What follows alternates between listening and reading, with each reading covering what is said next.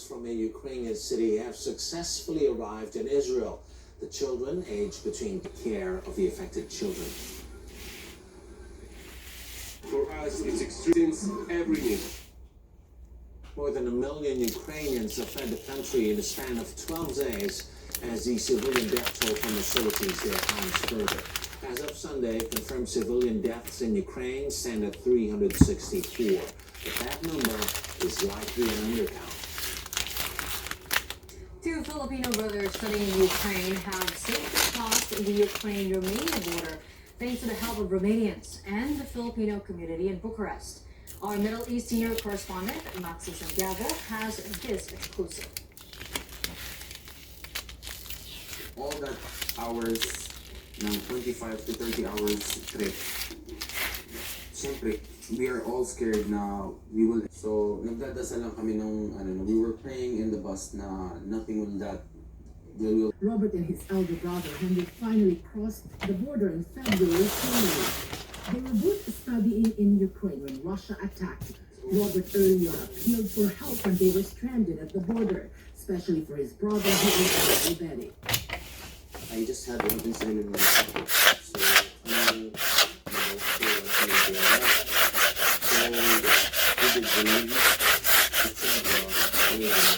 from Ukrainian border to Romania.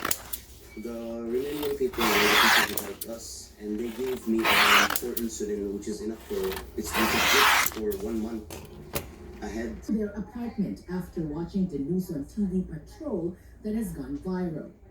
The community has really come together in a show of support. Ukrainian flags hang from many businesses and donation drives in support beyond. This local beauty salon owner teared up describing how donations were coming not just from Ukrainians, but from Russians, Georgians, Uzbeks, and more. Volunteers are also collecting donations at Brighton Beach's Guardian Angel Roman Catholic Church. The plan is to ship much-needed supplies to contacts in Poland who can help get the packages into Ukraine. One volunteer said she Can do like something as a diaspora or something like that. Another member of the church, who was born in Ukraine and spent most of her life in Moscow, lamented all the suffering. It's war, okay? It's very dangerous for many people suffering to die. Young and kids and others, many. It's terrible. I don't know why. Nobody knows. But remember, love your neighbors, God like yourself.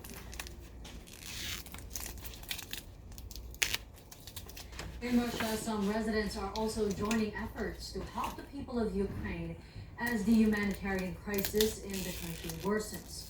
A refugee aid campaign has been launched in Moscow.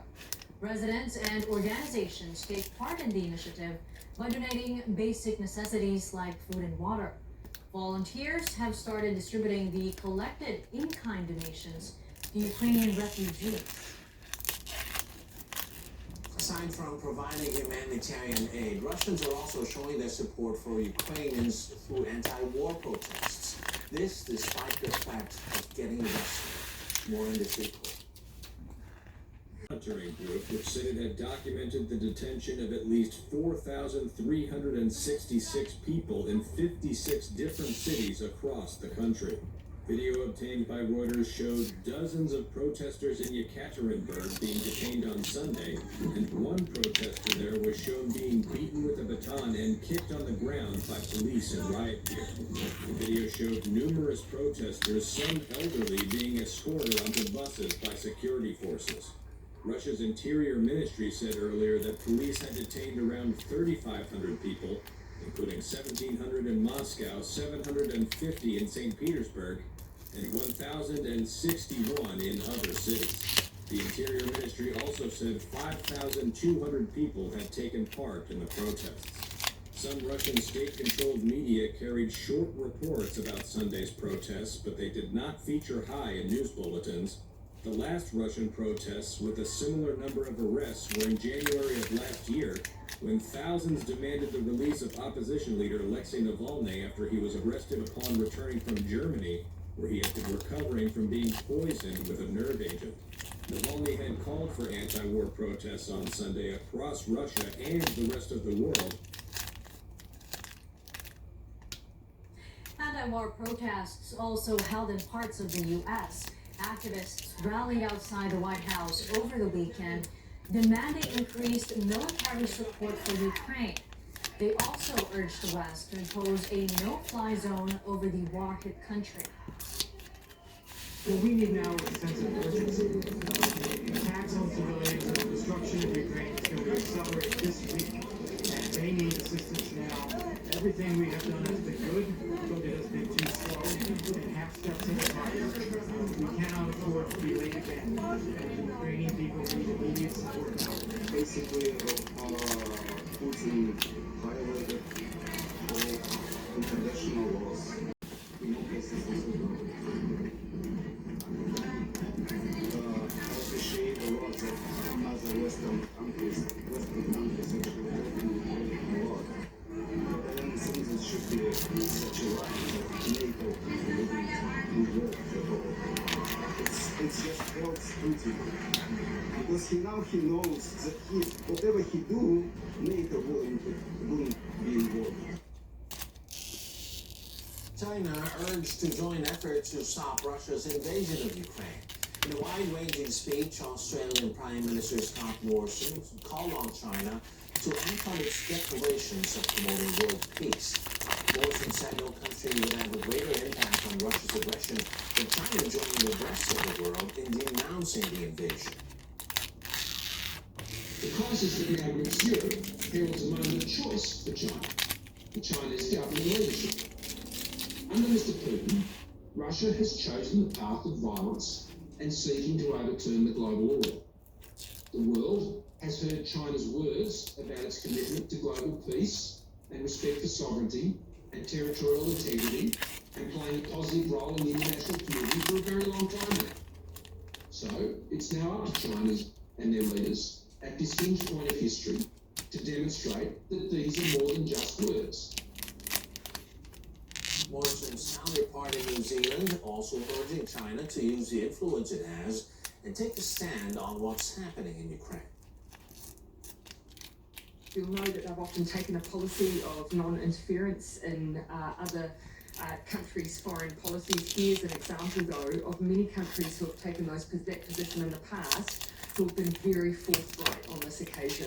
At senior official level, there's ongoing engagement with their counterparts in China and ongoing encouragement at that level to engage with the international community and the pressure that's been applied to Russia around the actions that they've taken. China has refused to call Russia's attack on Ukraine. Join Netflix and two major accounting firms join a growing list of companies pulling out of Russia. More in this report. Streaming service Netflix said on Sunday it was pulling out of Russia as conflict in Ukraine continued to escalate. Earlier this month, Netflix said it would temporarily halt all future projects in Russia as it assessed the impact of Moscow's invasion of Ukraine. But over the weekend, Russian President Vladimir Putin vowed to press ahead with his offensive, blocking Ukraine's efforts to evacuate 200,000 people from the besieged city of Mariupol. Moscow calls the invasion a special military operation. Two of the big four accounting firms also said Sunday they would cut their Russia ties. KPMG and PricewaterhouseCoopers said they would no longer have a member firm in Russia over the invasion. KPMG said its Russia and Belarus firms will leave the network, while PwC separately agreed that its Russian firm will exit theirs. Together, the two companies said the decisions will affect more than 8,000 partners and staff. And American Express also said it was suspending operations in Russia and Belarus, similar to Visa and MasterCard. All now join the growing list of Western companies who have closed shop in Russia, including Nike, IKEA, and French luxury brand Hermes.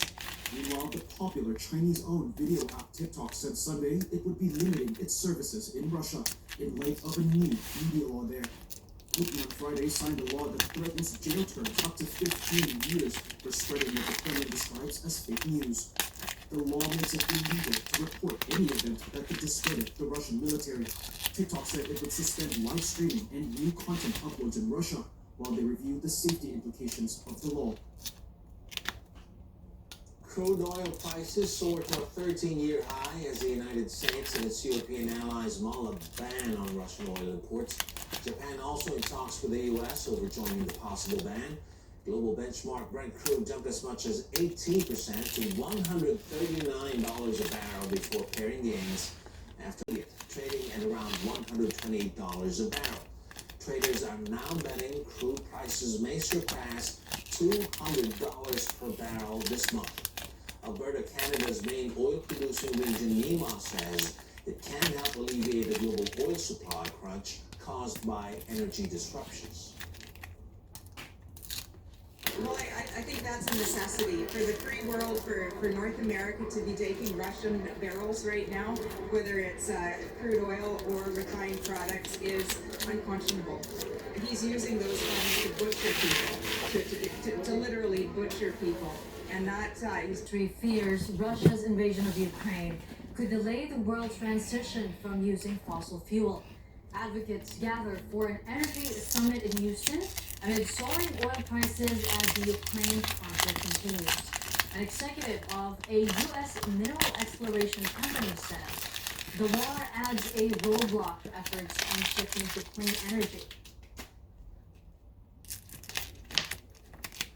I still have similar expectation, but I think it's added a stress, especially on the energy side, because of the sanctions and what's happening with energy around the world and the impact that's going to have on global issues, climate, but also trade and the like, and mainly the price of oil and gas and the politics.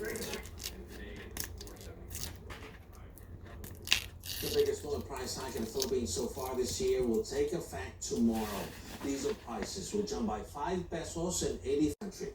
Evacuation costs will be shouldered by the Philippine government. The DFA says Filipinos in Ukraine will be assisted by the Philippine Embassy in Poland and the Rapid Response Team.